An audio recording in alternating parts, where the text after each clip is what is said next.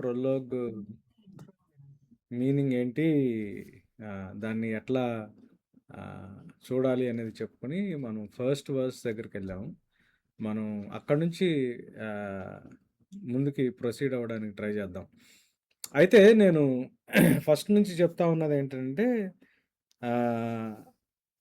Biblical meta narrative ఓరియంటేషన్‌లో నుంచి నేను Romans మీ దగ్గరికి తీసుకురావాలని ట్రై చేస్తా ఉన్నాను.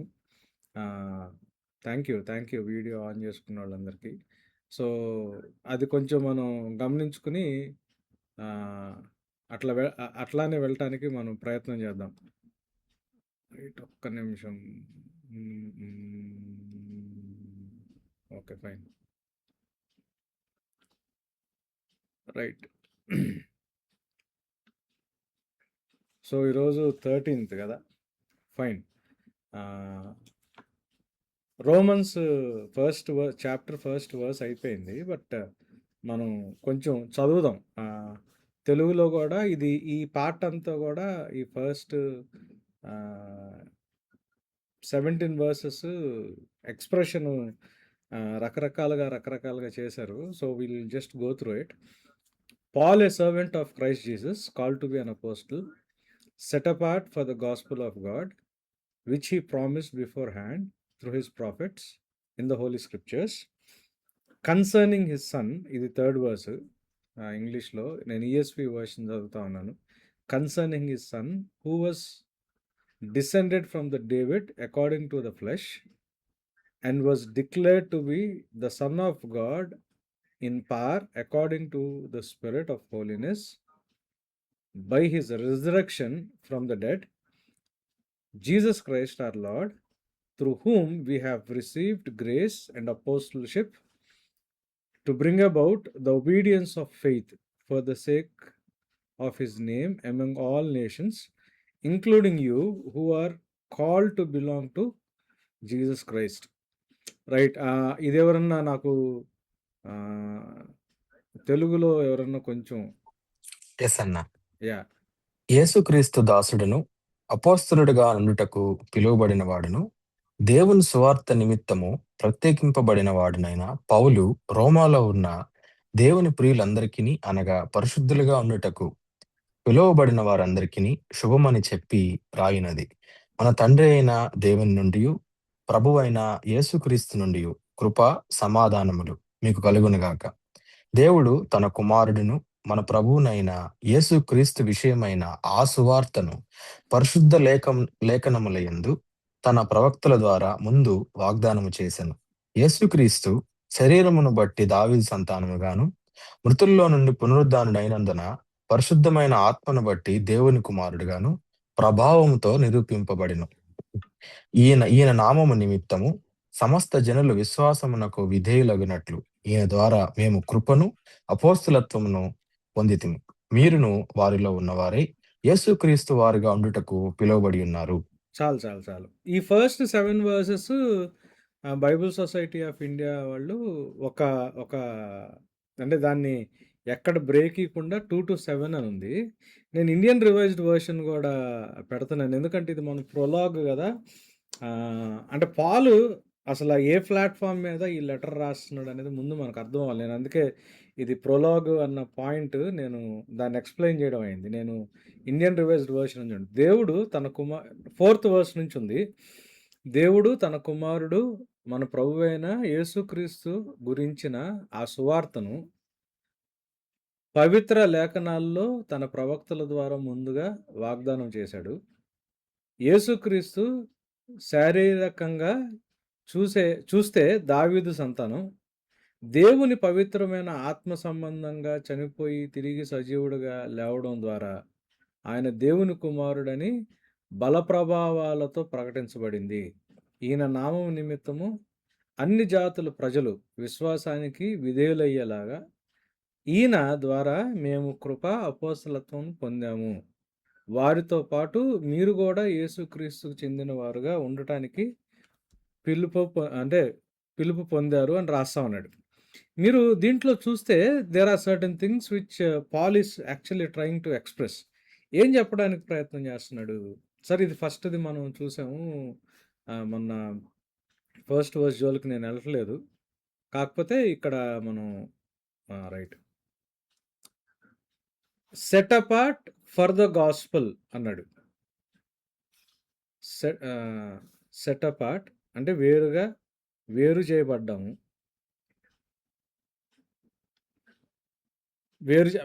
ఆయన వేరు చేయబడ్డాడు. ఎందుకు వేరు చేయబడ్డాడు అని అంటే he was set apart for the gospel of God. దేవుని సువార్త నిమిత్తము ఆయన వేరు చేయబడ్డాడు. అపోస్తులుగా పిలువబడి వేరు చేయబడ్డాడు. ఈ గాస్పల్, ఈ సువార్త విచ్ హీ ప్రామిస్డ్, ఎవరు? దేవుడు. Which he promised before hand అంటే ముందుగానే. దేవుడు ఈ సువార్త, దేవుని యొక్క సువార్తని ముందుగానే దేవుడు ప్రామిస్ చేశాడు. ఎలా ప్రామిస్ చేశాడు అని అంటే దేవుడు ఆయన ప్రవక్తల ద్వారా ప్రామిస్ చేశాడు. ఆ ప్రామిస్ ఎక్కడ చేశాడు అని అంటే బైబిల్లో ఉన్న హోలీ స్క్రిప్చర్స్. పాత నిబంధన ప్రవక్తలు అంటే ఓల్డ్ టెస్టిమెంట్. ఇది ఇక్కడ హోలీ స్క్రిప్చర్స్ అంటే it is actually talking about old testament. So old టెస్టిమెంట్లో దేవుడు ఏం చేస్తా ఉన్నాడు అని అంటే ఆయన ప్రవక్తల ద్వారా ఈ గాస్పుల్ ఆఫ్ గాడ్ని దేవుడు ముందుగానే ప్రామిస్ చేశాడు. ఆ గాస్పుల్ కొరకు పౌలుని అపోస్తులుగా పిలిచి దేవుడు ఆయన్ని పరిశుద్ధపరిచాడు, వేరు చేశాడు అన్న మాటను చెప్తున్నాడు. ఏంటి గాస్పుల్ ఆఫ్ గాడ్ అని అంటే this gospel of God is concerning his son. తండ్రి ఆయన కుమారునికి సంబంధించిన గాస్పుల్. గాస్పుల్ ఆఫ్ గాడ్ అన్నాడు. అది ప్రామిస్ చేయబడింది, ముందుగా ప్రామిస్ చేయబడింది, ప్రవక్తల ద్వారా ప్రామిస్ చేయబడింది, పరిశుద్ధ లేఖనాల్లో ప్రామిస్ చేయబడింది. అయితే ఈ గాస్పుల్ దేని గురించి అయ్యా అంటే ఇది ఆయన కుమారుని గురించిన గాస్పుల్, కన్సర్నింగ్ హిస్ సన్ అని చెప్తా. ఇక్కడ 2 యాంగిల్స్లో నుంచి యేసు ప్రభువుని పరిచయం చేస్తున్నాడు. ఈ కుమారుడు గురించి మాట్లాడతా, who was descended from David according to the flesh. శరీరాన్ని బట్టి, శరీరానుసారంగా అంటే నేను చెప్పా కదా, శరీరం అంటే బైబిల్లో నెగిటివ్ టర్మ్స్లో అంటే శరీరం అంటే మనిషికి పుట్టిన దీంతో అట్లా అంటే లీనియేజ్ ప్రకారం, వంశావళి ప్రకారమేమో మానవుడిగా చూస్తేనేమో దావీదు వంశంలో పుట్టాడు అకార్డింగ్ టు ద ఫ్లెష్ అని, and declared to be son of God. దావీదు కుమారుడుగా శరీరంలో పుట్టి దేవుని కుమారుడుగా ప్రకటించబడ్డాడు. ఈయన ఎవరి గురించిన గాస్పులు? యేసుప్రభుని గురించిన గాస్పులు, ఆయన కుమారుని గురించిన గాస్పులు. ఆయన కుమారు గురించి ఏం మాట్లాడుతున్నాడు? దావీదు అంటే శరీరానుసారంగా దావీదు వంశంలో పుట్టాడు, దేవుని కుమారుడుగా డిక్లేర్ చేయబడ్డాడు. ఎలా డిక్లేర్ చేయబడ్డాడు? దేవుని కుమారుడుగా డిక్లేర్ చేయబడ్డాడు.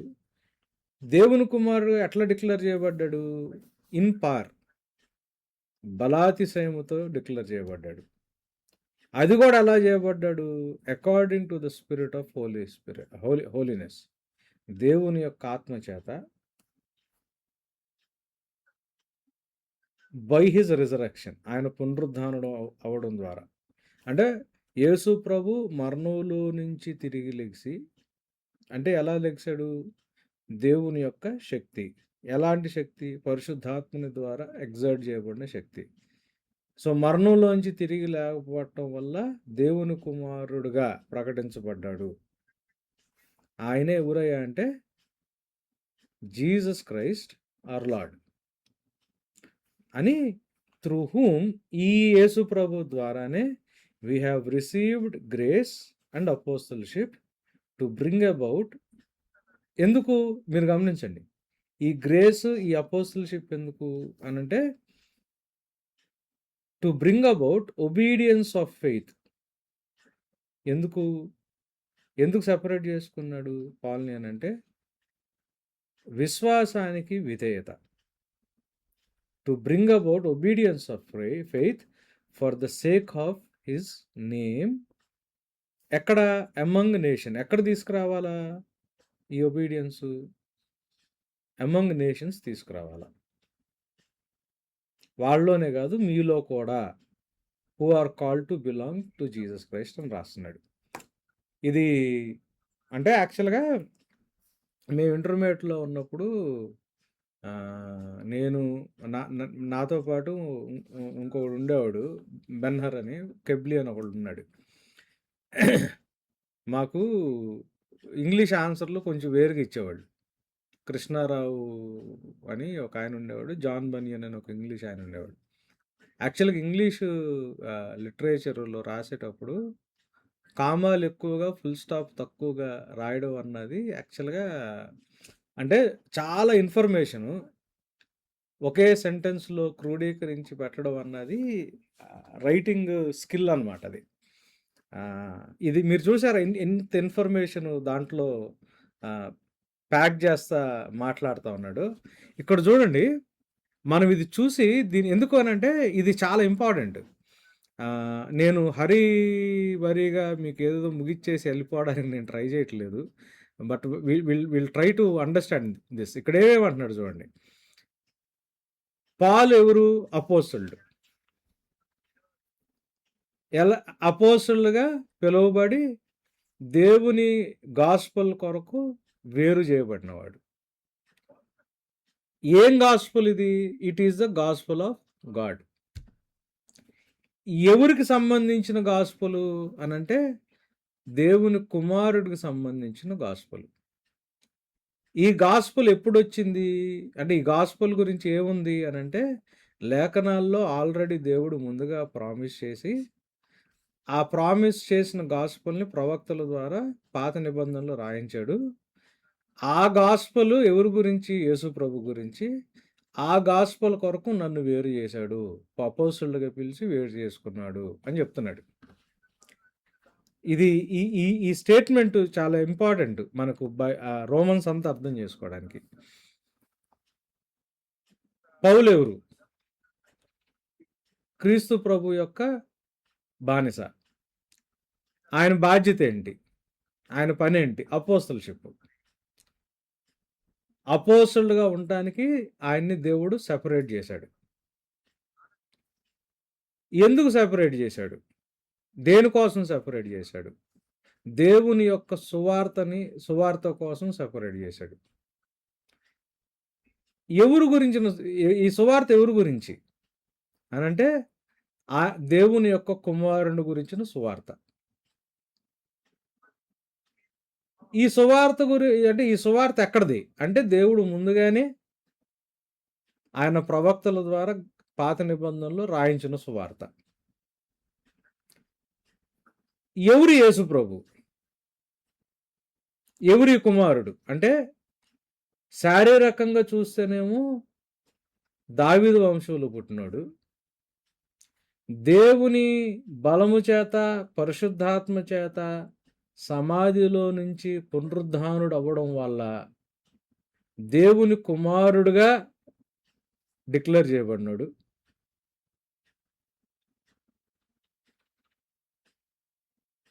అని రాశాడు. ఆయన నుంచే మాకు కృప, అపోస్తలషిప్ అనే బాధ్యత వచ్చిందన్నాడు. సరే, ఈ అపోస్తలషిప్ అనే బాధ్యతతో ఏం చేయాలా అనంటే విశ్వాసానికి విధేయులుగా జనాల్ని తీసుకురావాలా. ఎవరిని అనంటే అన్ని నేషన్స్లో ఉన్న జనాల్ని. దాంట్లో మీరు కూడా ఒక పార్ట్ అంటున్నాడు. అందుకు నేను మీకు రాస్తున్నాను అంటున్నాడు. అర్థమవుతుంది కదా? సో మళ్ళీ చూడండి అక్కడ మనం అంటే by rightly dividing the word అని ఉంటుంది కదా, వాక్యాన్ని సరిగ్గా విభజించటం అన్నది మనకు తెలియాల. పౌలు గారు ఎవరు? పౌలు గారు క్రీస్తు యేసు యొక్క దాసుడు. ఎలాంటి దాసుడు? అపోస్తలషిప్ అనే బాధ్యత కొరకు వేరు చేయబడిన దాసుడు. Servant, slave. సర్వెంట్గా ఏం అంటే ఎందుకు దేవుడు ఆయన అపోస్తలుగా సెపరేట్ చేశాడు అని అంటే దేవుని యొక్క సువార్త విషయంలో ఆయన సెపరేట్ చేశాడు. ఎక్కడిది సువార్త? దేవుడు ఆల్రెడీ ఆయన ప్రవక్తల ద్వారా పరిశుద్ధ లేఖనాల్లో ఇంతకు ముందే పాత నిబంధనలో రాయించాడు. ఎవరు గురించి సువార్త? అది దేవుడు ఆయన కుమారుని గురించిన సువార్త. ఎవరు ఆ కుమారుడు? అంటే శరీరపరంగా దావీదులో నుంచి వచ్చినోడు. పరిశుద్ధాత్మ దేవుని యొక్క శక్తి ద్వారా మరణంలో నుంచి సమాధిలో నుంచి లేవబడి దేవుని కుమారుడుగా ప్రకటించబడినాడు.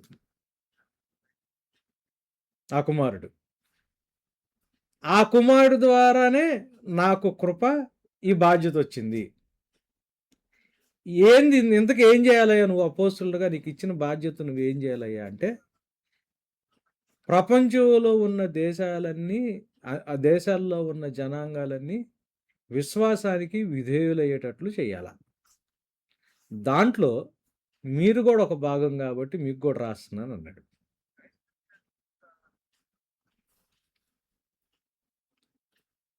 అర్థమైందా? పౌలు గారు అపోస్తులుడు, క్రీస్తు యేసుకి దేవుని చేత సెపరేట్ చేయబడినాడు. ఏ పని కోసం అయ్యా ఈ అపోస్తులషిప్ అంటే, దేవుని యొక్క గాస్పుల్ కొరకు. ఈ గాస్పుల్ ఎక్కడిది అని అంటే, పరిశుద్ధ లేఖనాల్లో ప్రవక్తల ద్వారా దేవుడు ఆల్రెడీ ప్రామిస్ చేసి రాయించిన గాస్పుల్. ఆయన రాయించింది. ఎవరు గురించి గాస్పుల్ అంటే, దేవుని కుమారుని గురించిన గాస్పుల్. ఎవరు ఈ దేవుడు కుమారుడు అంటే, శరీరం ప్రకారంగా అయితే దావీదు వంశంలో పుట్టాడు.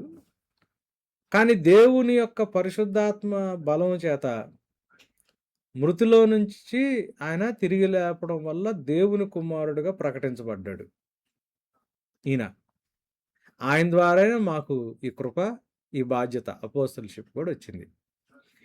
అంటే మీరు ఏం చేయాలా ఈ అపోస్తలషిప్లో అని అంటే, అన్ని నేషన్స్లో ఉన్న ప్రజల్ని, అన్ని దేశాల్లో, అన్ని ప్రాంతాల్లో ఉన్న ప్రజల్ని విశ్వాసానికి విధేయులుగా చేయాల. దాంట్లో మీరు కూడా ఒకళ్ళు కాబట్టి మీకు కూడా రాస్తున్నాను అన్నాడు. సో ఇక్కడ మనం అర్థం చేసుకోవాల్సింది ఏంటంటే, దీనంతటికి సెంటర్ పాయింట్ ఏంటి అని అంటే, gospel of God, gospel of Jesus Christ. ఈ గాస్పుల్ పాల్ ఇన్వెంట్ చేయాల. ఇది మాట ఎందుకు వాడుతున్నాను అని అంటే, మీరు కొంచెం పుస్తకాలు చదివి దేవుడి గురించి కొంచెం సీరియస్గా స్టడీ చేయడం మొదలుపెట్టిన తర్వాత, మీకు బయట వినిపించే వాటిల్లో ఒక సీరియస్ ఆర్గ్యుమెంట్ ఏమొస్తుంది అని అంటే, క్రిస్టియానిటీ అన్నది పాల్స్ ఇన్వెన్షను. తర్వాత పాలు అను కొంతమంది శిష్యులు కలిసి ఇది ఇన్వెంట్ చేసింది, క్రిస్టియానిటీకి అసలు పాత నిబంధనకి ఏం సంబంధం లేదు అని చాలా సీరియస్గా దీని మీద పుస్తకాలు రాసిన వాళ్ళు కూడా ఉన్నారు. అందుకు పాలు చాలా క్లియర్గా ఈ గాస్పుల్ యొక్క రూట్స్ దగ్గరికి వెళ్తున్నాడు. సో మనం ఈ పాయింట్ని అర్థం చేసుకోవాలా. సో నేను అందుకే దీన్ని ఐ వాజ్ అంటే specifically telling you how to divide the word, వాక్యాన్ని ఎట్లా విభజించాలో చెప్తున్నా. సో తెలుగు దాటి వెళ్దాం ముందుకి. ఇక్కడ గమనించండి, దీన్ని ఇంకొంచెం అంటే సాలిడ్ బ్రేక్లోకి వెళ్దాం. స్ట్రక్చరల్గా promised beforehand in the holy scriptures, ఈ మాట పాలు చాలా ఎక్స్ప్లిసిట్గా వాడుతున్నాడు. సువార్త, ఈ గాస్పుల్ దేవుడు ముందుగానే ప్రామిస్ చేశాడు. సో ఇవాంజలియాన్ అనే ఈ గ్రీక్ వర్డ్, ఇది ఓల్డ్ టెస్టిమెంట్ ట్రాజెక్టరీలోంచి తీసుకొస్తున్నాడు. యెషయా గ్రంథంలో ఉన్న బెసోరా, దావీదు నిబంధన, కీర్తనలో దేవుని యొక్క సింహాసనానికి సంబంధించిన భాష, వీటిలన్నిటినీ ఆయన అల్లుకుంటా ఈ ఓల్డ్ టెస్టిమెంట్లో ఉన్న ఈ బెసోరే అనే మాటని ఆయన న్యూ టెస్టిమెంట్లో ఇవాంజలియాన్, గాస్పుల్ అనే మాటలో నుంచి తీసుకొస్తున్నాడు. సో ఈయన ఏమేం చెప్తా ఉన్నాడు? డిసెండెడ్ ఫ్రమ్ డేవిడ్ అని చెప్పాడు. డిసెండెడ్ ఫ్రమ్ డేవిడ్ అని ఎందుకు చెప్పాడు అని అంటే, దావీదుతో దేవుడు చేసుకున్న నిబంధనకి సంబంధించిన ప్రామిస్ ఇది. It is a covenant promise fulfilled. Covenant promise fulfilled. మనకి దీంట్లో ఓకే, ఒక్క నిమిషం. మనం బైబిల్లో ఉన్న కవెనెంట్స్ని కొంచెం జాగ్రత్తగా చూస్తూ ఉంటే, మానవులందరూ పాపం చేసినప్పుడు దేవుడు జలప్రలయం తీసుకొచ్చాడు. అంతే కదా? జలప్రలయం తీసుకొచ్చినప్పుడు ఆ జలప్రలయం అయిపోయిన తర్వాత దేవుడు ఫస్ట్ టైము నోవాతో ఒక కవెనెంట్ చేసుకుంటున్నాడు. ఇది క్రియేషన్ మొత్తానికి సంబంధించిన కవెనెంట్, జీవరాశులతో సహా. ఏంటి అనంటే, నేను ఇంకొకసారి మనుషులు పాపం చేస్తే నేను వీళ్ళని ఇట్లా డెస్ట్రాయ్ చెయ్యను. I want destroy the creation like this అని కవెనెంట్ చేసుకుని ప్రామిస్ చేశాడు. దాని తర్వాత నోవాతో అబ్రామ్తో కవెనెంట్ చేశాడు. ఇదేంటి అనంటే, పాపంలో ఉన్న మనుషులందరూ, భూమి మీద ఉన్న ప్రతి కుటుంబం అబ్రహాము కుటుంబం ద్వారా ఆశీర్వదించబడాలా అన్న ప్రామిస్. అంటే ఇది ఒక రకంగా సాల్వేషన్ ఆఫ్ ఆల్ హ్యూమన్స్. ఇది చేశాడు. ఇది చేసిన తర్వాత దేవుడు ఏం చేస్తా ఉన్నాడు? మోషేని మీడియేటర్గా పెట్టుకుని సీనాయి పర్వతం దగ్గర డిస్ట్రాయ్ చేయనన్నాడు కదా, మనుషులందరినీ రక్షించుకుంటానన్నాడు కదా. ఈ మనుషులందరినీ రక్షించుకునే ప్రాసెస్లో దేవుడు అంటే ఆయన ప్లాన్ రివీల్ చేస్తున్నాడు. ఇదంతా సాల్వేషన్ ప్లాన్. ఇక్కడ ఏం చెప్పాడంటే, ఈ రక్షణ ఏదైతే వచ్చిందో ఇస్తానంటున్నాను, ఆ రక్షణ ఒక రాజ్యం, ఒక కింగ్డమ్ ద్వారా వస్తుంది.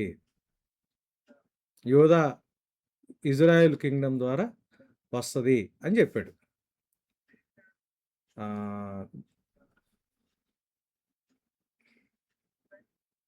ఇది దయచేసి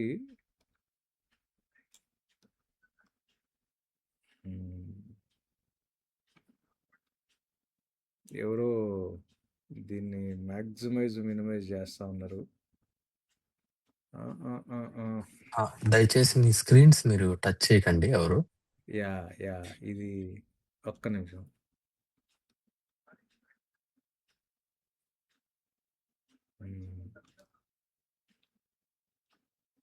అది మీరు టచ్ చేస్తా ఉంటే ఇది ఇక్కడ రైట్. అయితే ఇక్కడ దేవుడు ఏం చేస్తా ఉన్నాడు అని అంటే,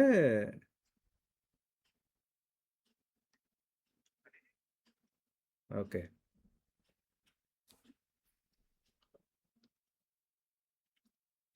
దాని తర్వాత దావీద్ దగ్గరికి వచ్చాడు.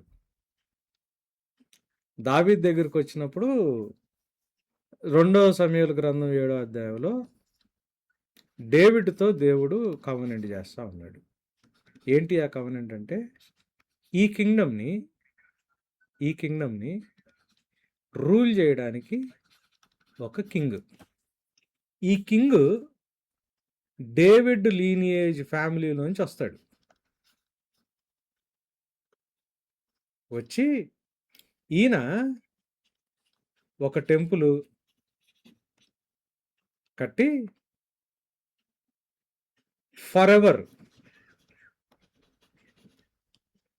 దావీదు సింహాసనం మీద రాజ్యాన్ని పరిపాలిస్తాడు. సో దేవుడు ఏం చేస్తున్నాడు? క్రియేషన్ని నేను ఇంకా డెస్ట్రాయ్ చేయను అన్న ప్రామిస్ చేసి నిబంధన చేశాడు నోవాతో.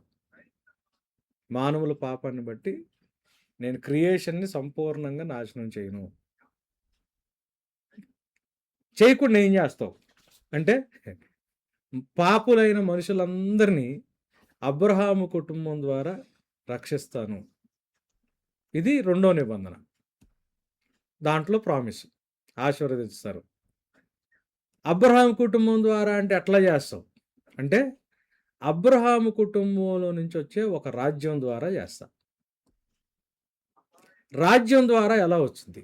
అంటే ఆ రాజ్యాన్ని పరిపాలించే ఒక రాజు ద్వారా సాల్వేషన్ చేసుకొస్తా. మీరు ఇదంతా ఎందుకు జరిగింది అనంటే, మనుషులు దేవుడుని రాజుగా కాకుండా దేవుడు యొక్క అధికారాన్ని పక్కన పెట్టారు. ఏదైనా తోటలో అదే కదా జరిగింది. దేవుని యొక్క అధికారం నుంచి దూరం అయిపోయి వాడికి వాడే బ్రతకడానికి ప్రయత్నం చేస్తూ దుష్టుడి యొక్క అధికారం కిందకి వెళ్ళిపోయారు. సో ఇప్పుడు రూల్ ఎవరి చేతుల్లోకి వెళ్ళింది? దుష్టుడు అధికారం కింద రూల్ నడుస్తూ ఉంది. సో దేవుడు ఏం చేస్తా ఉన్నాడు అని అంటే, మళ్ళీ ఈ పాపమైన మనుషుల్ని క్రియేషన్ని నాశనం చేయకుండా సాల్వేషన్ ప్రాసెస్లో మరలా ఆయన ఒక కింగ్ని తీసుకొచ్చి సింహాసనం మీద కూర్చోబెట్టడం ద్వారా మళ్ళీ ఇదంతా సరి చేస్తానన్నాడు. ఇంత చెప్పిన తర్వాత కూడా ఇజ్రాయేలీల్లో మార్పు రాకపోయినప్పుడు ఫిఫ్త్ టైము ఆయన ఏం చేస్తా ఉన్నాడంటే, కవనెంట్ చేయలా. ఇర్మియా గ్రంథంలో, ఎహెజ్కేల్ గ్రంథంలో, ప్రవక్తల గ్రంథాలు, ఇంక మిగతా గ్రంథాల్లో కవనెంట్‌కి సంబంధించిన ప్రామిస్ చేశాడు. ఇంకొక కవనెంట్ కూడా చేస్తాను. ఏంటి ఆ కవనెంట్ అనంటే, న్యూ కవనెంట్ అన్నాడు. ఏంటి ఆ కవనెంట్ అంటే, మనుషుల ఇంటర్నల్‌గా ఉన్న హార్ట్ ఉంటది కదా! దాన్ని బాగు చేస్తా అని చెప్పాడు. సరే, ఈ కవనెంట్ యేసు ప్రభు వచ్చినప్పుడు ఆయన రక్తం మీద ఈ కవనెంట్ స్థాపించబడింది. సో ఇప్పుడు ఏంటి? ఈ దేని గురించి మాట్లాడుతున్నాడు పాలు అనంటే, ఎవరు గురించిన గాస్పెల్ అయ్యా అంటే, ఆ గాస్పెల్ ఆయన కుమారుడు, దేవుని యొక్క కుమారుడు గురించి. ఎవరు ఆ కుమారుడు అనంటే, ఇదిగో ఈ దావీదు వంశంలో నుంచి శాశ్వత కాలం పరిపాలించే రాజునిస్తాడు అని దేవుడు వాగ్దానం చేశాడు కదా! ముందుగానే ప్రామిస్ చేశాడు కదా! దానికి సంబంధించిన గాస్పెల్ అదే ఇప్పుడు అది చెబుతున్నాడు. నేను మీకు ఒక మాట చెప్పాను గుర్తుందా? గాస్పెల్ అంటే ఏంటి? బెసోరా అంటే అది రాజ్యానికి సంబంధించిన మాట. రాజుగారు మరలా సింహాసనాసీనుడు అవ్వబోతున్నాడు, ఈయన మరలా టేక్ ఓవర్ చేసుకోబోతున్నాడు అన్న అన్న అన్న మాటకి పాత నిబంధనలు దాన్ని వాడారు అని నేను సెకండ్ క్లాస్లో చెప్పినట్టున్నా బెసోరా గురించి కదా. సో దేవుడు అధికారిగా ఉండి, రాజుగా ఉండి, రాజులకు రాజుగా ఉండి, మనం దేవుని ప్రతినిధులుగా ఈ సృష్టిని పరిపాలించాలని దేవుడు మనిషిని సృష్టిస్తే, మానవుడు దేవుడి పట్ల నమ్మక ద్రోహం చేసి వాడంతటి వాడు బ్రతికే క్రమంలో దుష్టుడి యొక్క అధికారంలోకి వెళ్ళిపోతే, అంటే అబ్షలోము ఎట్లయితే దావీదుకి వ్యతిరేకంగా తిరుగుబాటు చేసి రాజ్యాన్ని పరిపాలించే పని ఎట్లయితే చేశాడో, అట్లా మనం ఏం చేసాం? ఈ భూమికి అధికారి సృష్టికర్త అయిన దేవుణ్ణి పక్కన పెట్టి మనమే ఈ భూమిని పరిపాలించుకుంటున్నాం. సో మీకు మనం అంటే పాపం అని ఎలా ఉందో హిస్టరీలో దేవుడు కొన్ని సిట్యువేషన్స్ని తీసుకుని ఆయన చాలా క్లియర్గా దీన్ని ఎక్స్ప్లెయిన్. అందుకే డేవిడ్ అబ్షలోం స్టోరీ అది. సో అబ్షలోము డేవిడ్ విషయంలో ఏం చేశాడో మనం కూడా దేవుడి విషయంలో మనుషులకు అదే చేసాం. సో ఇప్పుడు ఫైనల్గా ఏమైంది? అబ్షలోముని పక్కన పెట్టి డేవిడ్ మళ్ళీ కింగ్షిప్లోకి వచ్చాడు కదా.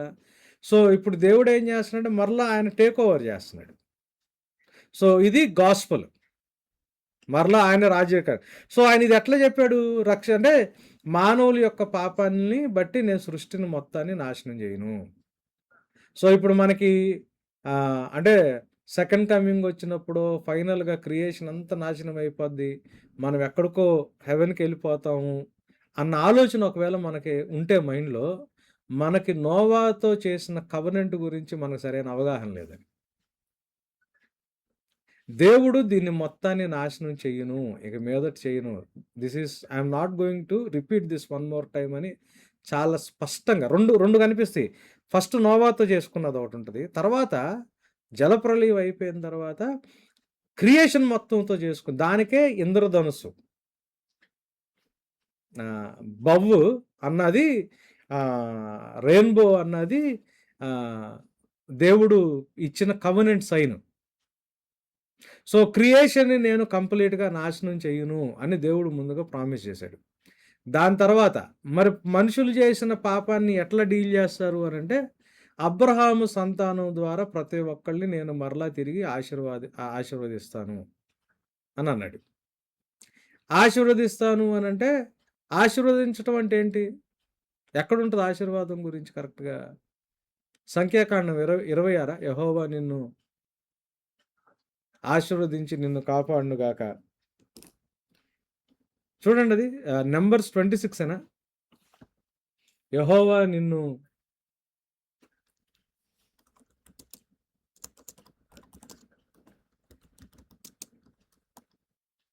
బైబిల్ అది అంతే. నిర్గమకాండం 6:24. నిర్గమకాండం 6:24 చదువుతారా ఎవరన్నా? సంఖ్యాకాండం సంఖ్యాకాండం 6:24.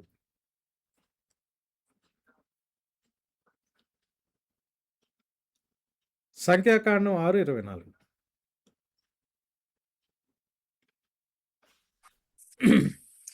యెహోవా నిన్ను ఆశీర్వదించి నిన్ను కాపాడునుగాక. యెహోవా నీకు తన సన్నిధిని ప్రకాశింపజేసి నిన్ను కరుణించునుగాక. యెహోవా నీ మీద తన సన్నిధి కాంతి ఉదయింపజేసి నీకు సమాధానం కలుగజేయునుగాక. అట్లు వారు ఇశ్రాయేలీయుల మీద నా నామమును ఉచ్చరించటం వలన నేను వారిని ఆశీర్వదించేదను. ఇదేం ఆశీర్వాదం? The Lord bless you and keep you. The Lord make his face shine upon you and be gracious to you. The Lord lift up his countenance upon you and give you peace అన్నాడు. ఇదేంటి ఆశీర్వాదం అని అంటే, ఈ ఆశీర్వాదాన్ని అర్థం చేసుకోవాలి అని అంటే దాంట్లో ఉన్న పిక్టోరియల్ రిప్రజెంటేషన్ మనకు అర్థం అవ్వాలి. సపోజ్ ఒక చిన్న బేబీ ఉందనుకుందాం, చాలా చిన్న బేబీ. ఈ చిన్న బేబీ ఎక్కడో తప్పిపోయింది, మాటలు రాకుండా మదర్ ఫీడ్ చేస్తున్న బేబీ అనుకుందాం. ఆ బేబీ తప్పిపోతే ఆ బేబీ ఏడవటం మొదలుపెట్టింది అనుకోండి, మీరేం చేస్తే బేబీ ఏడుపు ఆపుద్ది? మనం ఏం చేసినా ఆపదు. ఆ బిడ్డను తీసుకొచ్చి తల్లి చేతిలో పెట్టామనుకోండి, ఇప్పుడు తల్లికి దూరం అయిపోయి సపోజ్ ఒక 3 months 4 months బేబీ అనుకుందాం. తల్లికి దూరంగా ఉన్న ఆ 3 months 4 months బేబీకి ఉన్న ప్రాబ్లం ఏంటి? తన పోషణ తనకు కుదరదు,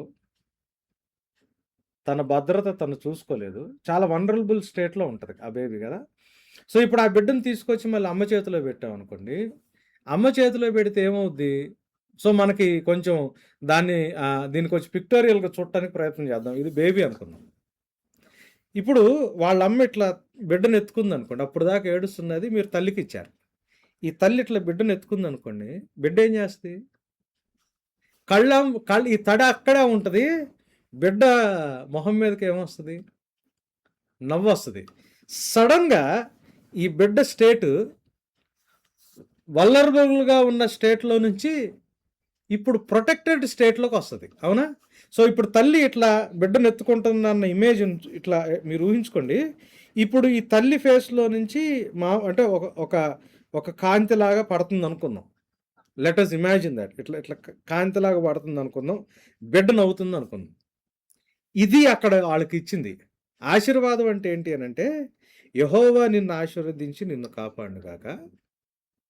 యెహోవా నీ మీద తన సన్నిధి కాంతిని ఉదయింపజేసి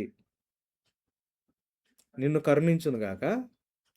యెహోవా నీ మీద తన సన్నిధి కాంతిని ఉదయింపజేసి నీకు షాలోం, సమాధానం, అంటే అన్ని సమృద్ధిగా, ఏది కొరత లేకుండా ఎటువంటి భయాలు లేకుండా, ఎటువంటి ఇబ్బందులు లేకుండా నిన్ను కాపాడునుగాక. అర్థమవుతుందా? అంటే ఇక్కడ ఏం జరుగుతుంది? మనుషులందరూ దేవునికి దూరంగా అయిపోయారు. దేవునికి దూరంగా, పాపాన్ని బట్టి వాళ్ళు దేవునికి దూరంగా జీవిస్తున్నారు. దాన్ని బట్టి వాళ్ళ జీవితాలను దుర్లభం అయిపోయినాయి. వాళ్ళ జీవితాల్లో కష్టాలొచ్చినియి, ప్రాబ్లమ్సొచ్చినియి, వల్నరబుల్ స్టేట్‌లోకి వెళ్ళిపోయారు. సేఫ్టీ లేని పరిస్థితులు. వాళ్ళ జీవితాన్ని సరిజేసుకోవడానికి వాళ్ళు తిప్పలు పడుతున్నారు. అట్లాంటి టైం అంటే తండ్రికి దూరం, తల్లికి దూరం అయిపోయిన బిడ్డ పరిస్థితుల్లోకి జనాలు వెళ్ళిపోతే అబ్రహాముతో దేవుడు ఏమంటున్నాడో తెలుసా? అబ్రహాము, నేను నిన్ను ఆశీర్వదిస్తున్నా. నీ ద్వారా నన్ను కాదనుకుని వెళ్ళిపోయారు చూసారా ఈ కుటుంబాలన్నీ. నీ ద్వారా ఈ కుటుంబాలు మొత్తాన్ని నేను ఆశీర్వదిస్తా అని ఒక తల్లి బిడ్డని, అందుకే ఏమంటారు తెలుసా? తల్లి తను పాలిచ్చు బిడ్డను మర్చిపోయినన్ను మర్చిపోవచ్చేమో, నేను మాత్రం నిన్ను మర్చిపోను. ఎందుకు వచ్చింది అనుకుంటున్నారు ఆ స్టేట్మెంటు ఐజాయా దగ్గర నుంచి? ఆశీర్వాదం అంటే ఏంటి అనుకుంటున్నారు? ఇది ఆశీర్వాదం. దేవుని యొక్క ప్రొటెక్షన్లోకి, దేవుని యొక్క ప్రావిజన్ పోషణలోకి, దేవుని యొక్క నరిష్మెంట్లోకి, దేవుని దగ్గర సంతోషంగా రెస్ట్ తీసుకుని, దేవుని యొక్క కాపుదల్లోకి, దేవుని చూసుకునే స్థితిలోకి మరలా వెనక్కి తిరిగి రావడం. అబ్రహాము, నేను నిన్ను ఆశీర్వదిస్తున్నా అంటే, నేను ఆ జనాంగం నుంచి నేను నిన్ను తీసుకున్నా, నేను నిన్ను ఆశీర్వదిస్తున్నా. సో నీ భద్రత, నీ పోషణ, నీ విశ్రాంతి, నీ సంతోషం, వీటి బాధ్యత నేను తీసుకుంటున్నా. ఎందుకు తీసుకుంటున్నాను తెలుసా? నీ ద్వారా ప్రపంచంలో ఉన్న ప్రతి కుటుంబాన్ని నేను మరలా తీసుకుని, వాళ్ళని నేను తల్లిలాగా మరలా వాళ్ళని నేను అక్కడికి చేర్చుకోవాలని. ఈ తప్పిపోయిన కుమారుడు కాన్సెప్ట్ కూడా ఇక్కడి నుంచే వస్తుంది. సో ఏంటి అబ్రహాంతో దేవుడు చేస్తున్న నిబంధన అంటే, మరలా నేను మనుషులందరినీ మరలా నా దగ్గరికి తెచ్చుకుంటా రక్షణ. ఎలా రక్షిస్తావు ప్రభా అంటే, ఒక రాజ్యం ద్వారా రక్షిస్తా. రాజ్యం అని ఎందుకు చెప్తున్నాడు? పరిపాలన ద్వారా. రాజ్యం అంటే పరిపాలన.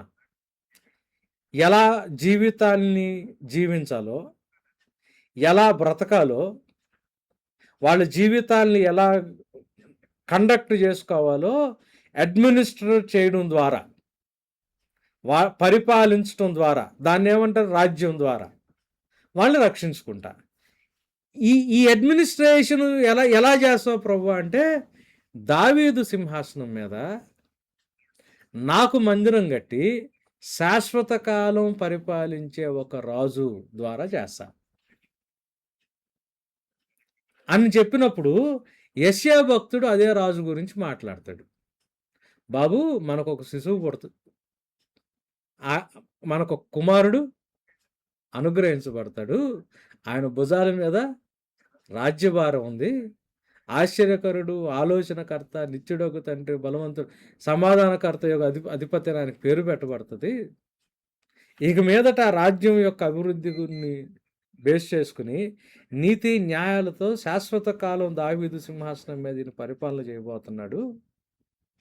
బెసోరా, that king is coming down to take over the people who, అంటే దేవుని యొక్క రాజ అధికారాన్ని ధిక్కరించి మా అంతటి మేమే బతుకుతాము అని చెప్పి ఎవడికి వాడు కింగ్ లాగా, ఎవడికి వాడు రాజులాగా బ్రతుకుతున్న మనుషుల్లోకి దేవుని యొక్క సువార్తది.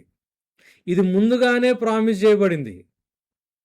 ఎలా ప్రామిస్ చేయబడింది అనంటే, దావీదు శరీరానుసారంగా దావీదు కుమారుడుగా చేయబడింది. సో ఎక్కడికి తీసుకెళ్ళాడు పాలు ఈ గాస్పుల్ని?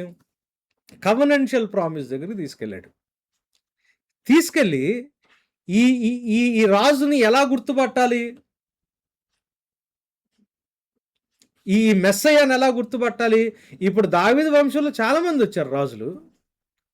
ఏ రాజు అనంటే, ఆ రాజు దేవుని ఆత్మ యొక్క శక్తి ద్వారా తండ్రి ఆ రాజుని సమాధిలో నుంచి తిరిగి లేపుతాడు, పునరుద్ధానంలోకి తీసుకొస్తాడు ఆ రాజు ద్వారా. సో పునరుద్ధానాన్ని బట్టి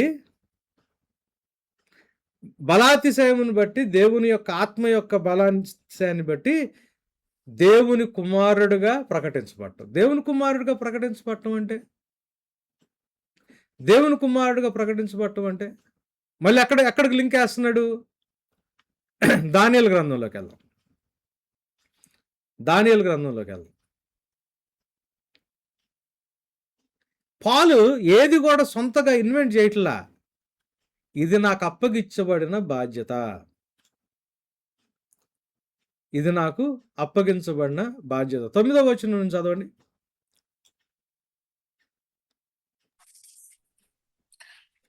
ఇంకా ఇంకా సింహాసనములను వేయుట చూచితిని, మహావృద్ధుడు ఒకడు కూర్చుండెను. ఆయన వస్త్రము హిమము వలె ధవలముగాను, ఆయన తల వెంట్రుకలు శుద్ధమైన గొర్రెబొచ్చ వలె తెల్లగాను ఉండెను. ఆయన సింహాసనము అగ్ని జ్వాలల వలె మండుచుండెను, దాని చక్రములు అగ్ని వలె ఉండెను. అగ్ని వంటి ప్రవాహము ఆయన యొద్ద నుండి ప్రవహించుచుండెను. వేవేల కొలది ఆయనకు పరిచారకులుండిరి, కోట్ల కొలది మనుషులు ఆయన ఎదుట నిలిచిరి. తీర్పు తీర్చుటకై గ్రంథములు తెరవబడెను. అప్పుడు నేను చూచుచుండగా ఆ కొమ్ము పలుకుచున్న మహా గర్వపు మాటల నిమిత్తము వారు ఆ జంతువును చంపినట్టు కనపడెను. మీరు గమనించండి, సింహాసనాలు వేయబడ్డాయి. ఒకటి కాదు, చాలా ఉన్నాయి. ఒక రాజుగారి దర్బార్ లాగా కనిపిస్తుంది. దాంట్లో మహావృద్ధుడు, ఇంగ్లీష్లో ఏన్షియంట్ ఆఫ్ డేస్ అని ఉంది.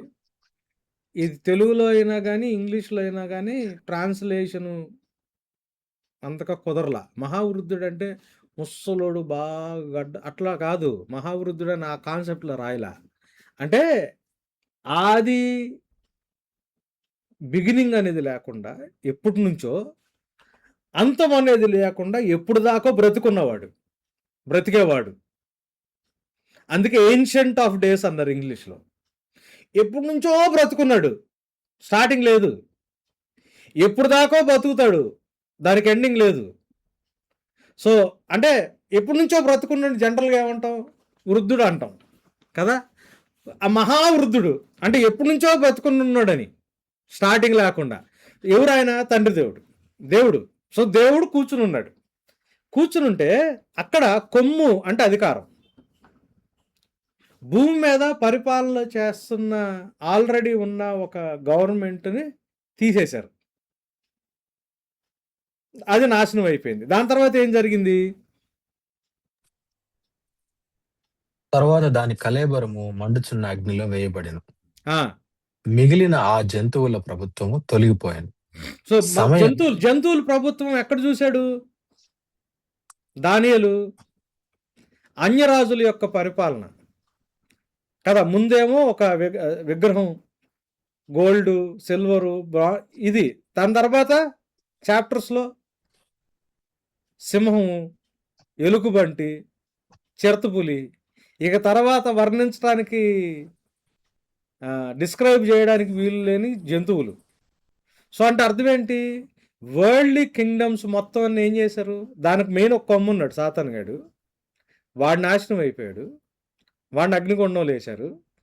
మిగతా ఎవరెవరైతే ఈ భూమి మీద ఉన్న కింగ్డమ్స్ ఉన్నాయో, రాజ్యాలు ఉన్నాయో, అట్లన్నిటినీ తొలగించేశారు. అర్థమవుతుంది కదా అక్కడ ఏం జరుగుతుందో.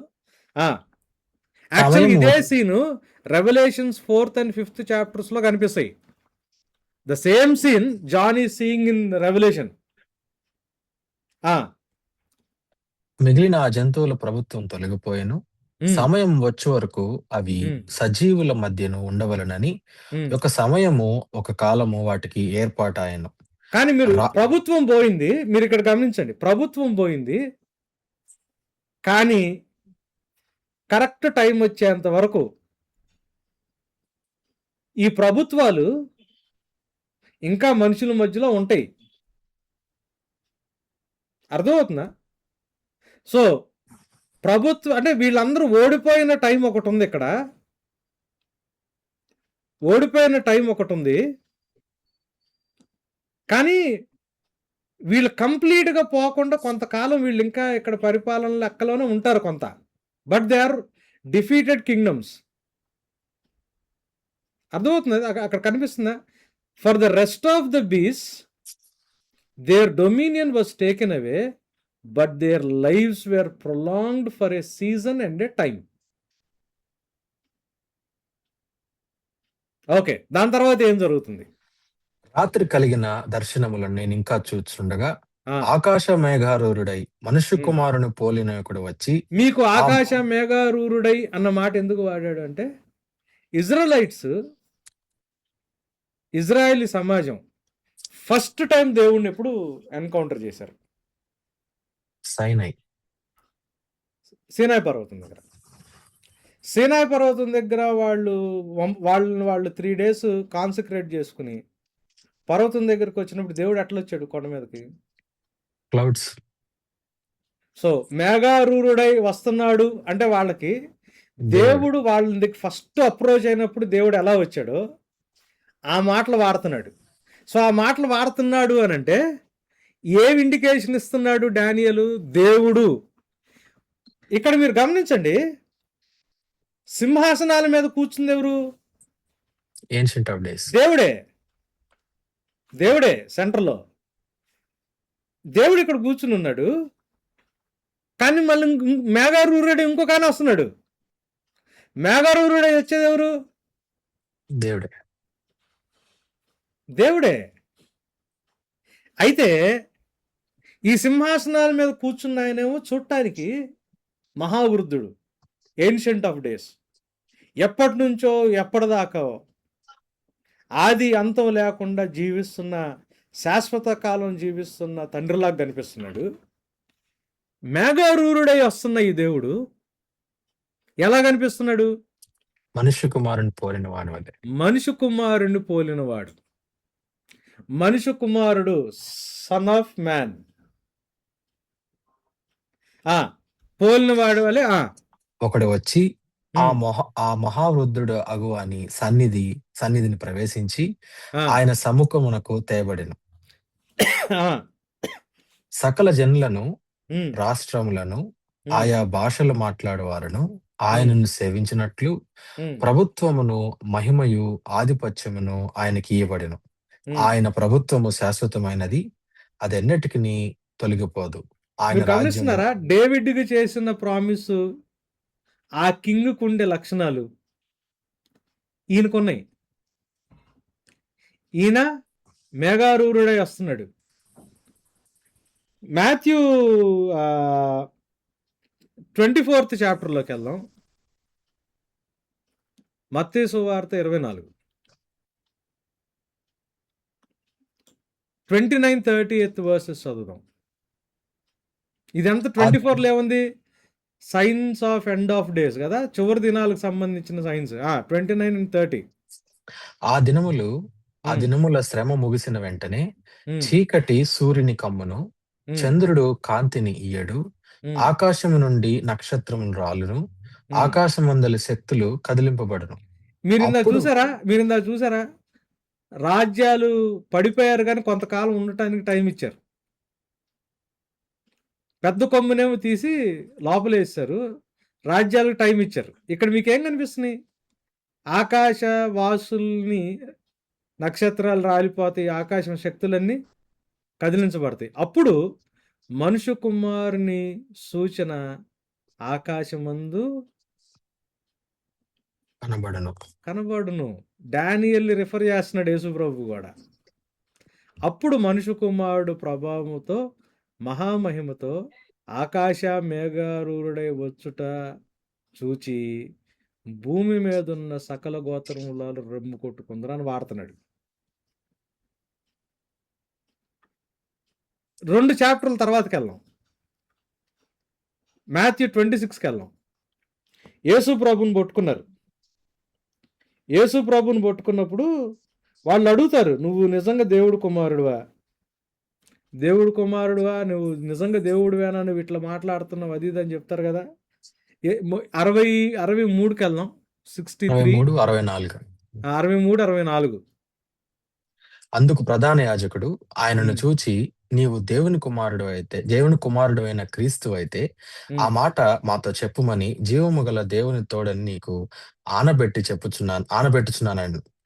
అందుకు యేసు, నీవన్నట్టే ఇది మొదలుకొని మనుష్య కుమారుడు సర్వశక్తుని కుడిపార్శ్వమున కూర్చున్నటియు ఆకాశ మేఘారూరుడై వచ్చుటయు మీరు చూతురని చెప్పగా, ప్రధాన యాజకుడు తన వస్త్రము చింపుకొని, వీడు దేవదూషణ చేసెను, మనకిక సాక్షులతో పని ఏమి? కొంతమంది ఎక్కడ యేసు ప్రభు దేవుడు అని బైబిల్లో చెప్పుకున్నాడా అని అడుగుతారు.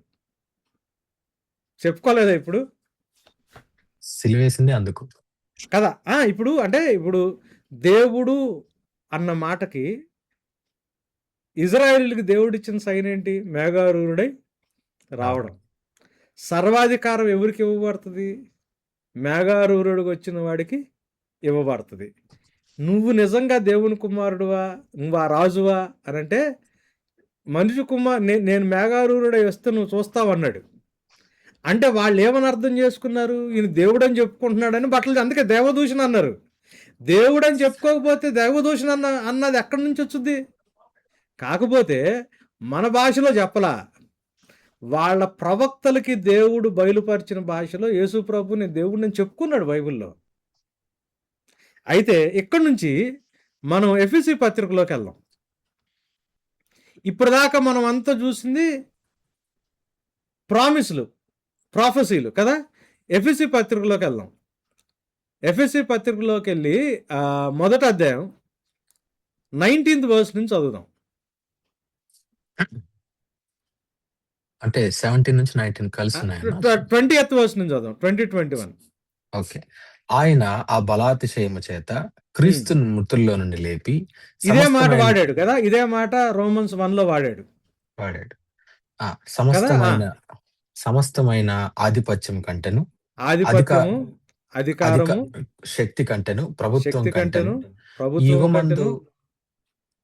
యుగమందు మాత్రమే కాక రాబో యుగమందును పేరు పొందిన ప్రతినామము కంటెను ఎంతో హెచ్చుగా పరలోకమునందు ఆయనను తన కుడిపార్శ్వను కూర్చుండబెట్టుకొని ఉన్నాడు. మరియు దానియేలు ప్రాఫెసీ చూశాడు. యేసు ప్రభు కూడా దాన్ని చెప్పాడు. ఇక్కడ జరిగింది అని పాల్ చెప్తున్నాడు.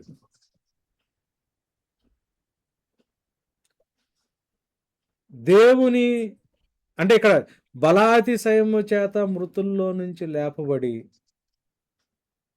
దేవుని కుమారుడిగా ప్రకటించబడటం. ఇక్కడ మీరు గమనించండి, రాజుగారిని చేతికి పవర్స్ ఇచ్చిన మాటలుగా ఇక్కడ మాట్లాడుతుంది. మిగతా రాజ్యాలన్నీ పడిపోయినాయి, కానీ కొంతకాలం ఉండటానికి టైం ఇచ్చారు, ఆయన చేతికి సర్వాధికారం ఇవ్వబడుతుందని డానియేలు ప్రాఫెసీ చెప్పాడు. ఇక్కడ చూడండి, ఆయన ఏం చేస్తున్నాడు? సమస్తమైన ఆధిపత్యము కంటెను, అధికారం కంటెను, శక్తి కంటెను, ప్రభుత్వం కంటెను. కౌంట్ చూడండి, ఒకటి మాట్లాడట్లా. ఇక్కడ ఇంగ్లీష్లో కూడా ఇక్కడ ఏమంటున్నాడు? And seated him at his right side in heavenly places far above all rule and all authority and power and dominion. మీరు గమనించరా ఎన్నిసార్లు ఎండ్ అనే కంజంక్షన్ వాడుతున్నాడు? అంటే all rule and authority and power. ఇది ఇట్లాంటి యూసేజ్ ఎక్కడుంది మనకి ఇంగ్లీష్ బైబిల్లో?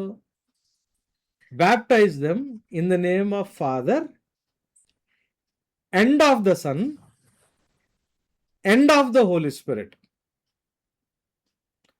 త్రిత్వములో తండ్రి, కుమార, పరిశుద్ధాత్ములు ఏకదేవుడైన వేరు వేరు వ్యక్తులని చెప్పడానికి ఈ ఎండ్ అనే కంజంక్షన్ని జనరల్గా అట్లా వాడారు.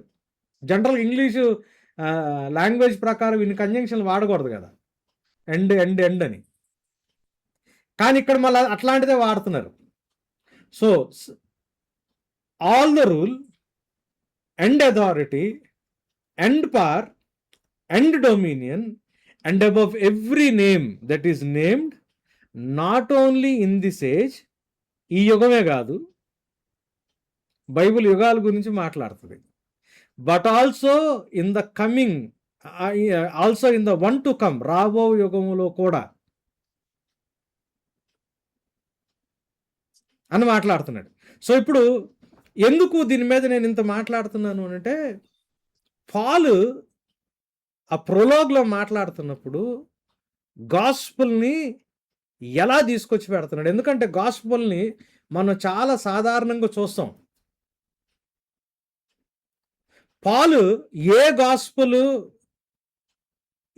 గాస్పల్ని ఎలా ప్రజెంట్ చేస్తున్నాడు, ఆ గాస్పల్ని ప్రజెంట్ చేసి ఆ గాస్పల్లో ద్వారా మనుషులకి ఇచ్చిన జస్టిఫికేషన్ని తీసుకొచ్చి 4th చాప్టర్లో 5th చాప్టర్లో ముందు పెట్టి ఆ జస్టిఫికేషన్ ద్వారా మనుషుల్లో ఏం ప్రాక్టీస్ రావాలి అని 12th చాప్టర్ నుంచి ఆయన చెప్పబోతున్నాడో మనకు తెలియాలి అని అంటే రోమన్స్ అసలు ఆ గాస్పల్ ఆయన మైండ్లో ఎట్లుందో ముందు మనకు తెలియాలి. మన మైండ్లో ఉన్న గాస్పల్ కాదు అది, ఆయన మైండ్లో ఉన్న గాస్పల్ తెలియాల. So Paul he is not inventing a new concept here. Paul he is a Pharisee కదా, ఆయన పరిసయుడు. ఆయన పాత నిబంధన గ్రంథంలో ఉన్న వాటిల్లో పండితుడు. నేను అనింద్యుడని రాస్తాడు. ఓల్డ్ టెస్టిమెంట్ని నేను ఫాలో అవడంలో నా దగ్గర ఎటువంటి తప్పులు లేకుండా నేను అనింద్యుడిని అన్న మాట వాడతాడు. 8వ రోజు సున్నతి చేయబడ్డాను, నేను పరిసయుడిని, నేను అసలు గమాలియల్ దగ్గర నేను ట్రైనింగ్ పొందినోడిని. So he knows the old testament very అంటే యాక్యురేట్లీ. సో ఆయన యేసు ప్రభుని ఎలా చూస్తున్నాడు, దేవుని సువార్త కొరకు తండ్రి నన్ను వేరు చేశాడు. ఈ సువార్త ఆయన కుమారుడు గురించిన సువార్త. ఎవరి కుమారుడు? శరీరం ప్రకారం అయితే దావీదు వంశంలో నుంచి వచ్చినాడు.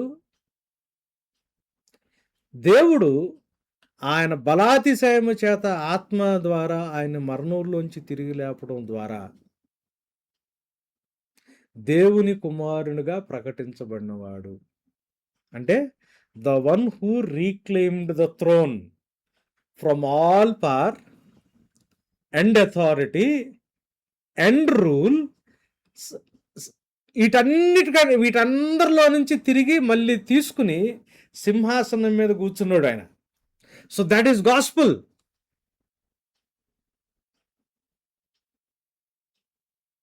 అర్థమవుతుందా?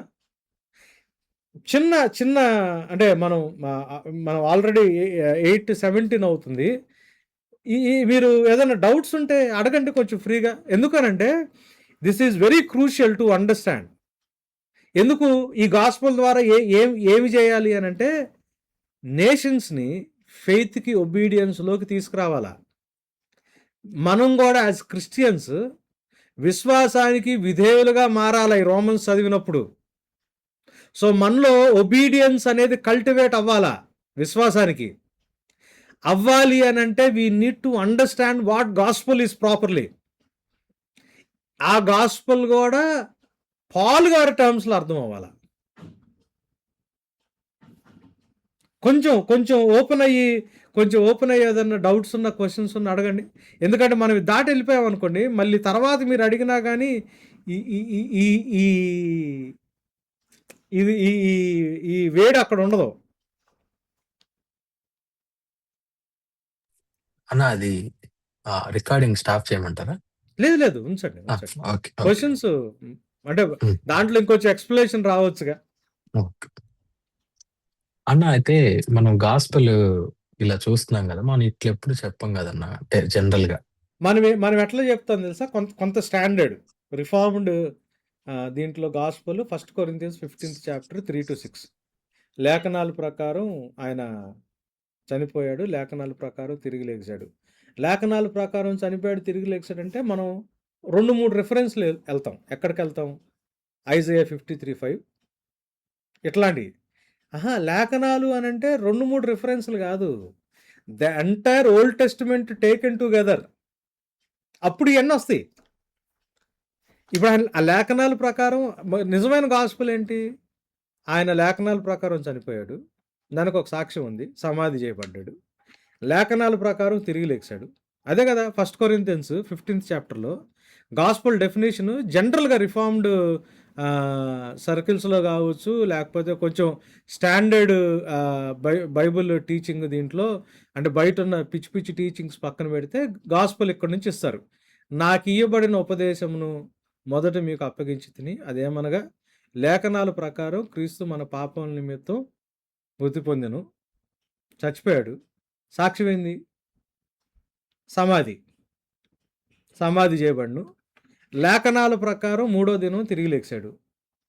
సాక్ష్యం ఏంటి?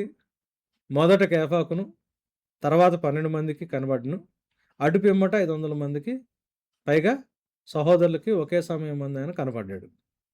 వీరులు అనేకులు ఇప్పటికీ నిలిచి ఉన్నారు. సాక్ష్యాలు చెప్తున్నాడు. సో యేసు ప్రభు మరణ పునరుద్ధానాలు గాస్పల్ అని చెప్తాం జనరల్గా. That is what we speak. దేన్ని ఆధారం చేసుకుని? లేఖనాలను ఆధారం చేసుకుని. లేఖనాలను ఆధారం చేసుకుని అంటే మనం 1-2 రిఫరెన్స్లోకి వెళ్తాం. లేఖనాలు అని అంటే the entire old testament scriptures put together. So మనం ఎక్కడి నుంచి చూసాం ఈరోజు? నోవాకు చేసిన నిబంధన, అబ్రహాముకు చేసిన నిబంధన, ఆశీర్వాదం వంటి మీనింగ్ ఏంటి? సీనాయి పర్వతం దగ్గర చేసిన నిబంధన, దావీదుకు చేసిన నిబంధన, ఐజయా దాని గురించి మాట్లాడటం, డానియల్ దాని గురించి మాట్లాడటం, ఈ డానియల్ మాటలు యేసు ప్రభు ఆయన కూడా దాని గురించి మాట్లాడటం, దాని యొక్క నెరవేర్పు పాలు ఎఫిషియన్స్లో మాట్లాడటం, వీటన్నిటికి కూడా ఈయనే మెస్సయ్య అంటానికి ఒకటే ఒక గుర్తేంటి? దావీదు వంశంలో పుట్టాలా, దేవుని బలాతిశయం చేత మరణాన్ని జయించాలా, ఈ 2 ఉండాలా. దావీదు వంశంలో పుట్టిన వాళ్ళు చాలామంది మేము మెస్సయ్యలని ప్రకటించుకున్న వాళ్ళు ఉన్నారు హిస్టరీలో. There are so many people who declare themselves as messiah, but ఎవరికి కూడా రిజరక్షన్కి సంబంధించిన క్లెయిమ్ లేదు, దానికి సంబంధించిన ప్రూఫ్ లేదు, దానికి సంబంధించిన రికార్డ్ లేదు యేసుప్రభుకు తప్పితే. So gospel according to the scriptures ఏంటయ్యా అంటే ఇది.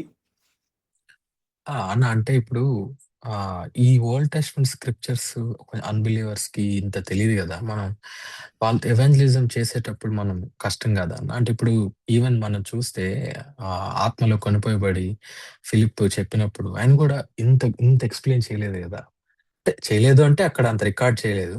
ఆయన మళ్ళీ యెషయా గ్రంథంలోదే తీసి చెప్పాడన్న. సో ఇది ప్రాక్టికల్‌గా ఎట్లా వర్కౌట్ అవుతది? అంటే విషయం ఏంటంటే గారు, క్యుములేటివ్‌గా చెప్తాం.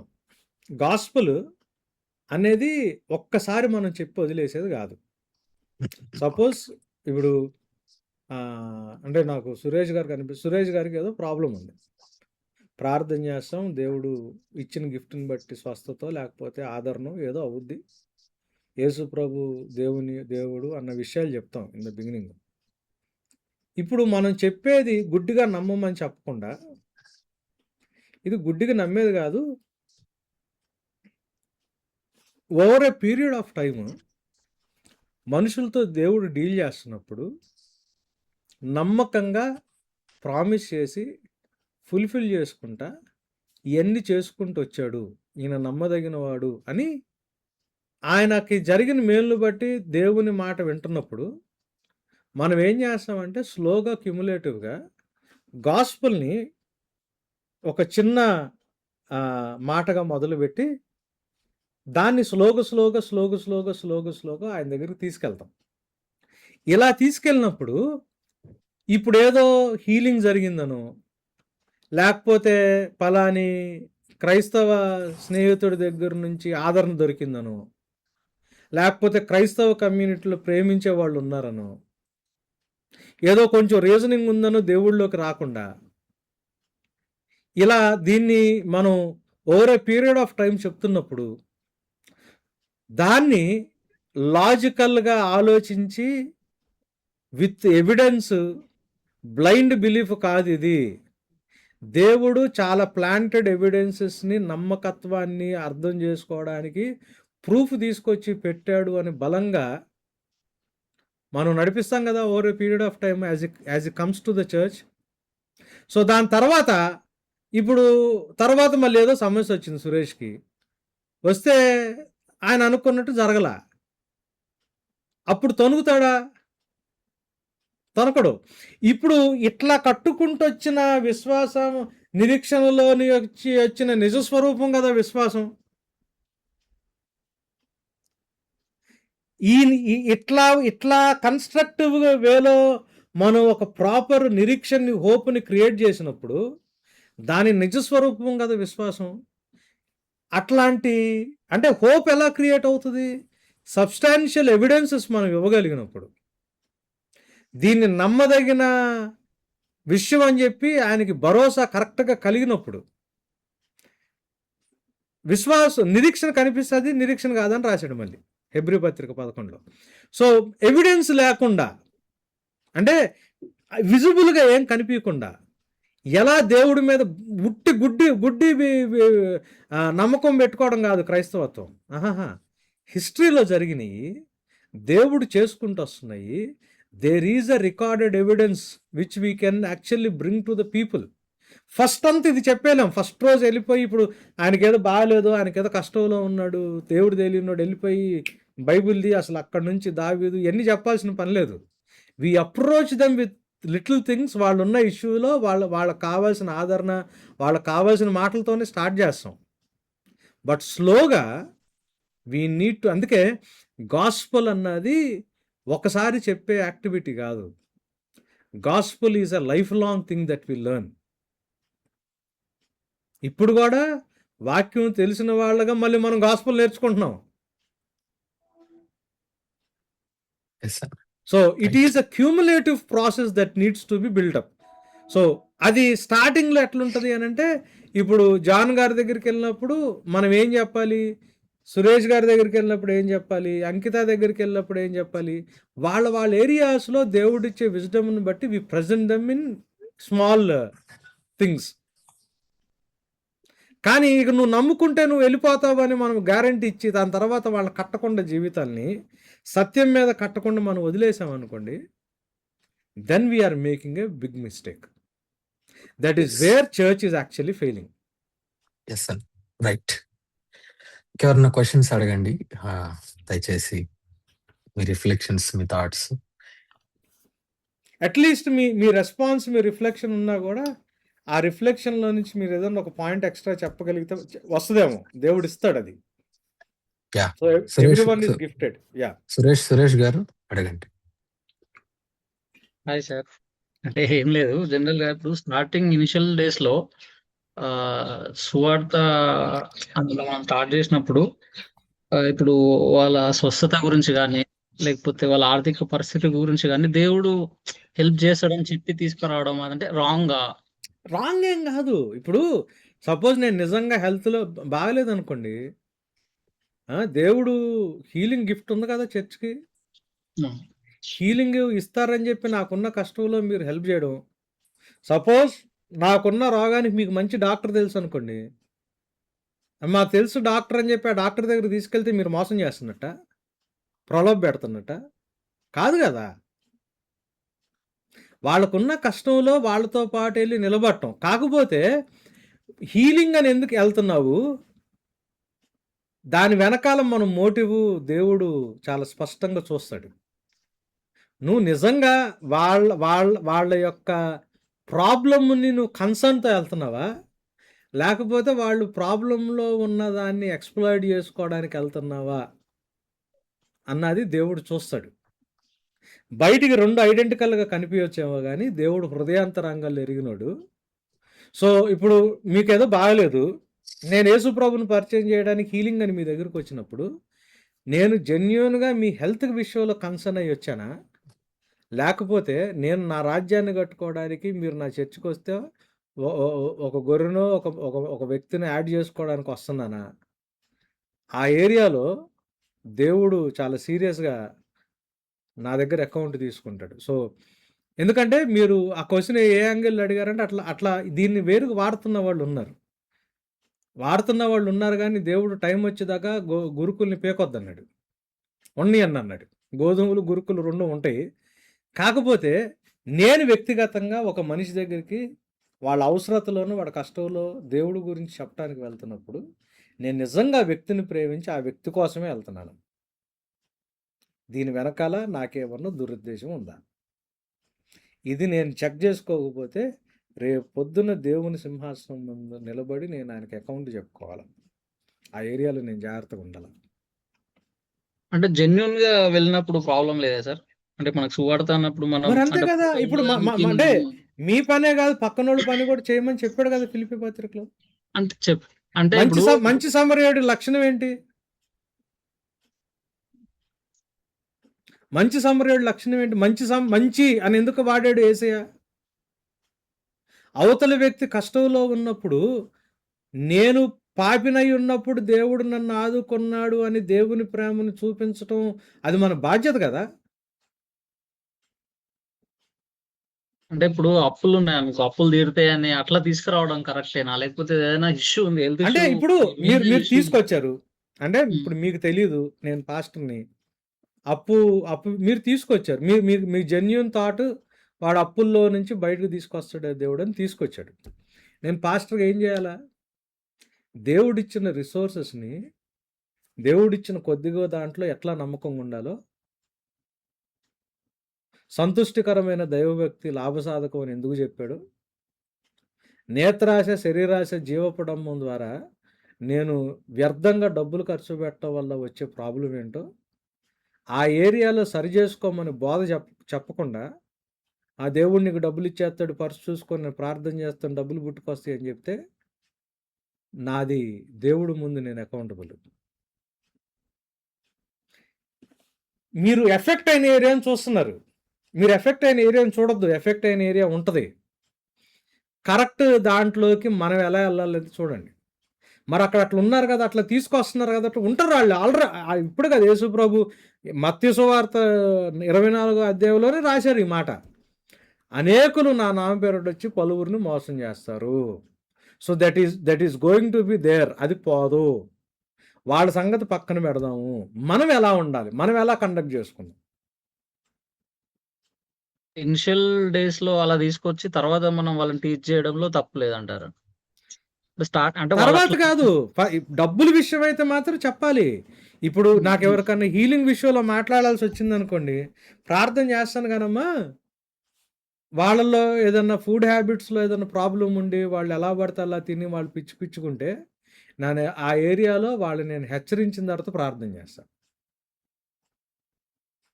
సరైన హెచ్చరిక ఇవ్వకుండా పాప క్షమాపణ లేకుండా దేవుని యొక్క కనికరాన్ని కోరుకోవడం అన్నది పిచ్చితనం. తప్పుని సరి చేసుకోవడానికి నేను మనిషిని కూర్చోబెట్టకుండా దేవుడు ఏదో చేసేస్తాడు కదా అన్నదాన్ని, నా హెల్త్ పాడు చేసుకుంటే నేను హెల్త్ ఎందుకు పాడు చేసుకున్నానో నాకు తెలిసినంత వరకు హెల్త్ చెడిపోయిన వాళ్ళకి, బాబు ఏరియాలో మనం జాగ్రత్తగా ఉండాలి, దేవుడిచ్చిన శరీరం అని వాడికి ఆ రియలైజేషన్ గురించి మాట్లాడి ప్రభా కనికరించని, వాడు రియలైజ్ అయ్యి ప్రభా నేను తప్పు చేశాను, నేను ఈసారి చేయను, నాకు స్వస్థత ఇవ్వమంటే దేవుడు ఇవ్వచ్చు.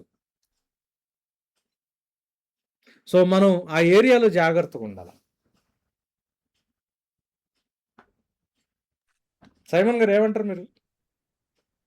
అదే అన్న, అంటే ఇప్పుడు ఒకటి మోటివ్స్ మ్యాటర్స్ అన్నమాట. మీరు చెప్పినట్టుగానే మీరు సువార్తని దేవుడు డబ్బులు ఇస్తాడు అని చెప్పినప్పుడు ఈకపోతే ఎవరిస్తారు?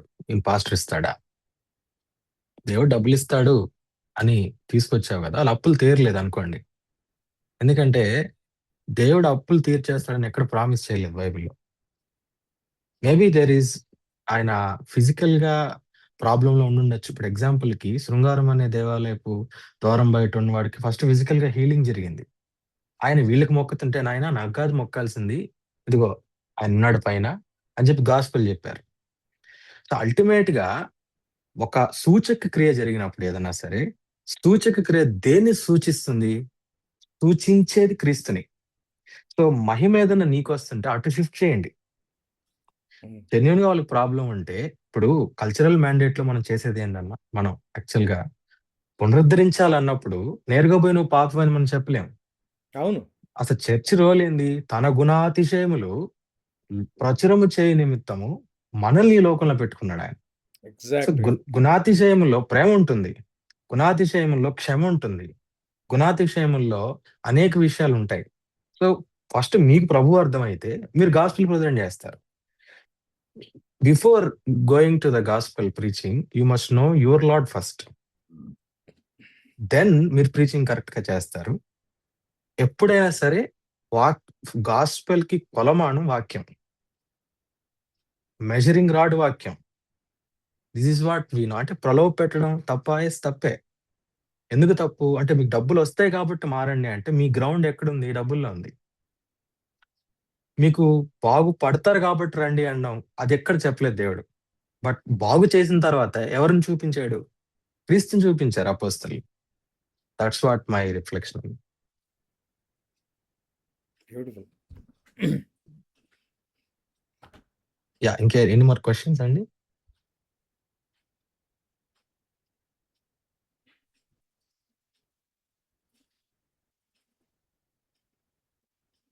అంటే కౌంటర్ ఫీట్స్ ఉంటాయి.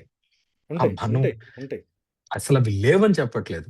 బట్ జెన్యున్ గా వెళ్ళినప్పుడు, మీరు జెన్యున్ గా వాళ్ళు ప్రభుల్లోకి వచ్చినప్పుడు వన్ డే క్రైసిస్ మూమెంట్ లాగా మనం గాస్పెల్ చెప్పేళ్ళాం. ఈవెన్ రోమన్స్ ఎవరు? చర్చ్ కదా, అది చర్చ్కే రాస్తున్నాడు ఆయన. మీకు తెలుసులే, వేరే వాళ్ళకి ఇవ్వండి అని చెప్పలే. మీరు అర్థం చేసుకోవాలి దీన్ని first. So Paul was writing to the church actually. Any epistle for that matter చర్చికి రాస్తున్నాడు. ఇది మనం గుర్తుపెట్టుకోవాలి. Right and any more questions or reflections అండి? కానీ ఇది రాసేటప్పుడు మనం గుర్తుపెట్టుకోవాల్సింది ఏంటంటే, కరువులో డబ్బులు లేని చర్చికి డబ్బులు కలెక్ట్ చేసుకుని తీసుకెళ్తున్నాడు అన్ని చర్చిల దగ్గర నుంచి. Exactly, he is meeting their needs. అది అందుకే 15th చాప్టర్ లో దాని సర్వీస్ అంటాడు ఆయన, లిటార్గీ అంటాడు. అవును ఎగ్జాక్ట్లీ.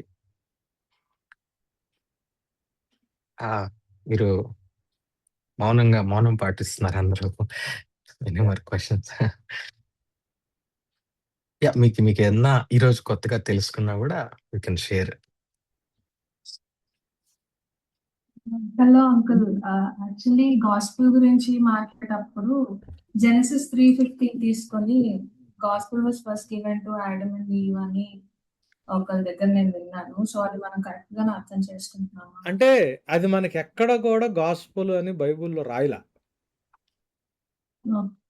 ఇప్పుడు గాస్పుల్ అనేది ఎట్లా రాశారు అంటే అకార్డింగ్ టు ద స్క్రిప్చర్స్ అన్నాడు. స్క్రిప్చర్స్ అని వీళ్ళు మాట్లాడుతున్నదంతా కూడా taking old testament into consideration. ఎందుకనంటే లేఖనాల్లో రాసిన దాన్ని అతిక్రమించకూడదు. Do not go beyond what is written in the scriptures. దైవావేశం వల్ల కలిగిన ప్రతి లేఖనములు మీరు ఎక్కడ చూసినా లేఖనాలు అని న్యూ టెస్టిమెంట్లో వీళ్ళు వాడిన ప్రతిసారి they were referring to the old testament scriptures. So not to a specific incident. So అదొక్కటి తీసుకుని అదొక్కటే గాస్పుల్ అని చెప్తున్నప్పుడు నేను అంటే ఒక చిన్న దాన్ని ఏమంటారు టీజర్ చూపించి ఇదే సినిమా అని చెప్పినట్టు ఉంటుంది. దాంట్లో సినిమా స్టోరీ అంత అర్థం కాదు, ఎలిమెంట్స్ ఆఫ్ స్టోరీ కనిపిస్తుంటాయి అక్కడక్కడ. ఓహో, హీరోకి దీంట్లో గడ్డాలు మీసాలు ఉండి పొడుగు జుట్టు ఉంటుంది తెలుసుద్ది, but that doesn't give you the entire concept of the movie. Teaser ఎట్లుంటుందో మనం అక్కడక్కడ ఒక్కొక్క వచనం, కొన్ని 2-3 వచనాలు తీసుకొని చెప్తున్నప్పుడు వాళ్ళకి మనం టీజర్స్ లాగా ఇచ్చినట్టే కానీ we are not giving them the total truth. అవసరాన్ని బట్టి అంటే ఆ సినిమా మీద ఇంట్రెస్ట్ కలగడానికి టీజర్లు ఎట్లా చూపిస్తారో, బట్ సత్యం వైపు రావడానికి మనం టీజర్స్ పాయింట్స్లో అక్కడక్కడ కొన్ని వాక్యాలు చెప్పొచ్చు కానీ, but we should not conclude that is the complete gospel అని. అంటే కంప్లీట్ గాస్పుల్ అని కాదు కానీ ఫస్ట్ టైం గాస్పుల్ అక్కడ చెప్పారు అని. కానీ అది అంటే అది నేను చదివిన అంటే చాలా చోట్ల చూశాను నేను కూడా, కానీ ఎక్కడ కూడా అది గాస్పుల్ అన్నట్టు మాట్లాడరు. Gospel was first given to Abraham అని గలతీ పత్రికలో పౌలు గారు రాస్తాడు. సంతానము ద్వారా అని, సంతానం అని అనేక మంది గురించి చెప్పలేదు కానీ గలేషియన్స్ 3:16లో అట్లా గాస్పుల్ అబ్రహాంకి ముందే చెప్పబడిందని అట్లా ఉంది. కానీ దేవుడే మొట్టమొదటిసారి చెప్పేటప్పుడే గాస్పుల్ గురించి చెప్తూ అంతేగాని జెనిసిస్ 3:16 తర్వాత ఆ జంతువుని చంపి వాళ్ళకి బట్టలు కుట్టడాన్ని గాస్పుల్గా ఎవరు రిఫర్ చేయాల. న్యూ టెస్టిమెంట్ టీచర్స్ కావచ్చు, ఓల్డ్ టెస్టిమెంట్ ప్రాఫిట్స్ కావచ్చు, ఎవరు దాన్ని అట్లా రిఫర్ చేయలా. ఇది తర్వాత పాస్టర్లుగా మనం చెప్పాం అంతే. బిబ్లికల్ ఆథర్స్ ఎవరు రిఫర్ చేయాల అట్లా. అంటే నాకు తెలిసి చేయలేదు. మేబీ ఒకవేళ ఎవరైనా చేశారు, ఎందుకంటే చేయలేదు అని నేను స్టేట్మెంట్ ఇచ్చేస్తున్నానేమో. నాకు తెలిసి ఎవరు చేయలే. అది కొంచెం కేర్ఫుల్ స్టేట్మెంట్. రైట్ అన్న. ఎనీ క్వశ్చన్స్ అండి? అన్న విక్రమ్ అన్న మీరు అడుగుతారు అనుకున్నాను. లేదు brother. Okay okay. Any questions అండి? ఎనీ మోర్ అన్న? Shall we wait or close అన్న? క్లోజ్ చేద్దాం. Okay. రికార్డింగ్ కూడా ఆపేసి. ఎస్ అన్న. 1 second.